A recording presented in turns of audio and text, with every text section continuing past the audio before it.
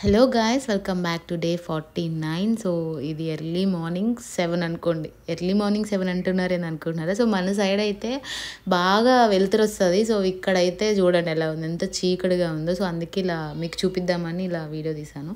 So morning లేచాను, brush చేసుకున్నాను. So మా వాడు చూసాడు ఎలా అంటున్నాడు. సో ఇంకా నైట్ అంతా అస్సలు నిద్ర లేదు నాకు. సో మా పక్కన ఉన్న వాళ్ళైతే నన్ను బాగా తిట్టుకుని ఉంటారు. ఫుల్ కాఫ్ అనమాట. ఇంకా వేడిగా హాట్ వాటర్ దొరకదు కదా. సో అందుకే వాళ్ళు ఒక కాఫీ తాగాను. సో అలా కాఫీ తాగేసి ఏం చేయాలో అర్థం కాక నేను ఎక్కిన సెకండ్ క్లాస్ బోగీని మీకు చూపిద్దామని అలా ఒక వీడియో తీపిచ్చాను రాజేష్తో నేను. సో బేసిక్ ఎందుకు చేసుకున్నానంటే నేను ఇది, సో థర్డ్ వేసి కొంచెం సీట్లు తక్కువ ఉంటాయి. సో వీటితో నేను పనుకోవడం చాలా కష్టంగా ఉంటుంది కాబట్టి ఇవి కొంచెం పెద్దగా ఉంటాయి అన్నమాట సీట్లు. సో కంఫర్టబుల్గా ఉంటుందని అలా చేసుకొని ఉండే.